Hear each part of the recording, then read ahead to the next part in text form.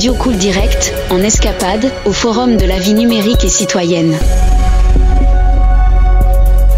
Donc je suis Myriam Place, je suis attachée de direction à la CAF du Lot-et-Garonne. Est-ce que vous pouvez nous présenter tous les stands autour de la sécurité sociale ? Oui, en fait aujourd'hui on est mobilisé tous les acteurs de la sécurité sociale, donc URSSAF, CAF, CEPAM, CARSAT et MSA.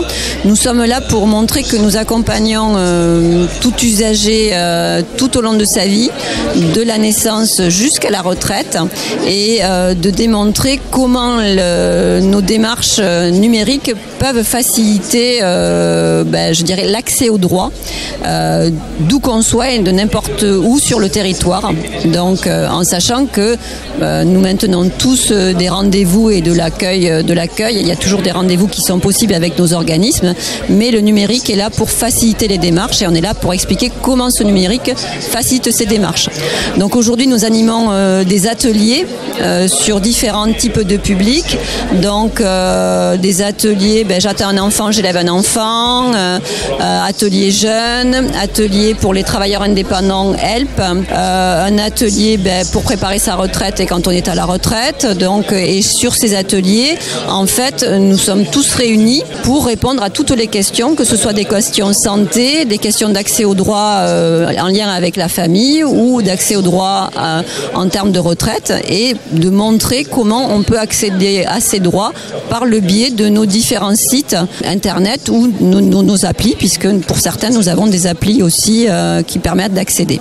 Et vous vous occupez particulièrement de la CAF, c'est bien ça ? Est-ce que vous pouvez la présenter rapidement ? Alors la CAF du Lot-et-Garonne, c'est aujourd'hui 60 000 allocataires, donc environ. Donc on tourne toujours autour de 60 000 allocataires et nous intervenons sur différentes thématiques, donc qui vont de j'attends un enfant à je suis actif, j'ai des droits.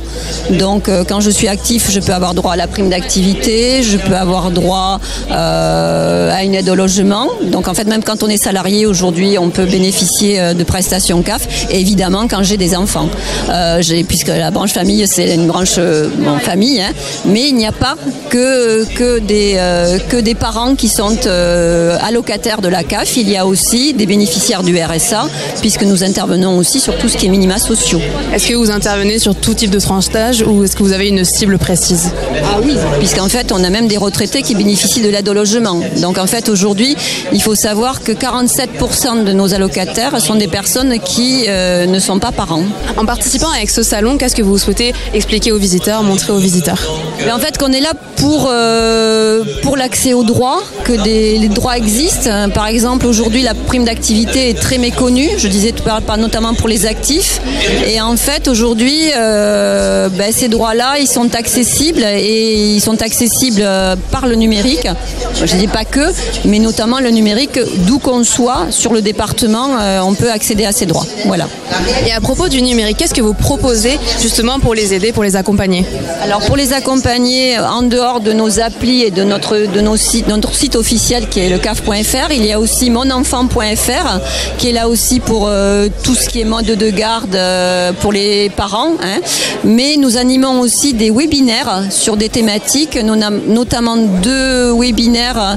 Un qui est j'attends un enfant, donc qui est pour les futurs parents, que nous animons avec la protection maternelle infantile et avec la caisse primaire d'assurance maladie. Le prochain a lieu le 14 décembre. C'est un webinaire qui s'adresse à tous futurs parents, que ce soit la maman ou la future maman ou le futur papa. Donc, et où nous expliquons quelles sont les différentes démarches à réaliser lors de sa grossesse et quand l'enfant est né. Voilà. Donc, et nous avons aussi un webinaire une fois par an pour les jeunes, puisqu'on s'est rendu compte que beaucoup de jeunes ne demandaient pas leurs droits, n'accédaient pas à leurs droits par méconnaissance des possibilités. Et donc en fait notamment les jeunes qui quittent le foyer, qui peuvent bénéficier d'une aide au logement s'ils prennent un logement logement, mais aussi qui peuvent bénéficier de la prime d'activité puisque nous avons de plus en plus d'alternants, apprentis et autres, qui, si à partir du moment où ils ont un certain revenu, ils peuvent aller sur nos sites, faire une simulation et voir quels sont les droits potentiels. Donc voilà. Et concrètement, à quoi ça ressemble à un webinaire? Quel est le concept? Alors, un webinaire, en fait, nous proposons donc à des personnes qui sont potentiellement intéressées donc de s'inscrire par un QR code. Et donc, en fait, une fois que les personnes sont inscrites, nous leur envoyons un lien de connexion sur Teams. Donc, les personnes se connectent. On a un petit film qui les aide à se connecter. Et ensuite, durant ces webinaires, donc nous avons des collègues qui, par exemple, pour J'attends un enfant, vont à partir du 3e mois de la grossesse, et la PMI, et la CEPAM, et la CAF, dire quelles sont toutes les démarches et quelles sont répondre à toutes les questions des parents, des futurs parents qui se seront inscrits et qui se seront connectés le soir du webinaire. Nous avons entre 30 et 40 personnes à chaque webinaire qui se connectent et que nous informons sur leurs droits et qui peuvent nous poser des questions, donc en direct. Bon, après, ce sont des questions d'ordre général, mais si la personne a besoin d'informations sur son dossier spécifique, elle peut, après le webinaire, nous le signaler et nous envoyer un message et nous dire « je souhaite un rendez-vous » et du coup, nous lui proposons un rendez-vous pour étudier sa situation personnelle. Et techniquement, si par exemple les personnes que vous souhaitez toucher avec le webinaire n'ont pas de dispositif et d'équipement technologique, un ordinateur, un smartphone, qu'est-ce que vous leur proposez? Alors, si ces personnes n'ont pas elles peuvent prendre rendez-vous. On peut prendre un rendez-vous par téléphone ou en venant nous voir, quoi. Donc en fait, aujourd'hui, nous avons des accueils sur Agen, sur Tonnes, Villeneuve, Marmande.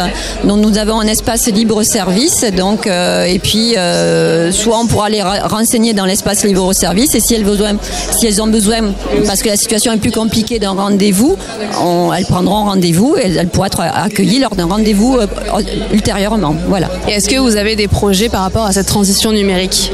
En fait, nous sommes partenaires du dispositif inclusion numérique depuis sa création. Hein. Donc les projets, oui. Donc le plus beau projet, c'est ce stand aujourd'hui déjà, hein, qui nous permet d'être présents et qui va créer aussi des nouvelles synergies entre les différents acteurs des acteurs sécurité sociale. C'est une première, hein, on n'a jamais intervenu avec tous les acteurs de la sécurité sociale sur un événement et qui va nous permettre de développer d'autres actions. Nous avons aussi par exemple avec l'URSSAF un webinaire travailleurs indépendants qui devrait aussi se développer. Donc en fait, mais nous travaillons aussi avec Pôle emploi. Donc pour certains bénéficiaires de Pôle emploi, notamment les jeunes, pour accompagner certains jeunes qui sont en difficulté par rapport à l'accès à l'emploi, pour les aider aussi. Donc en fait, tout ce travail nous permet de développer des partenariats avec tous les acteurs et de créer des actions pour permettre aux allocataires, à nos allocataires qui sont en difficulté, d'accéder à leurs droits. Voilà. Radio Cool Direct, en escapade, au Forum de la vie numérique et citoyenne.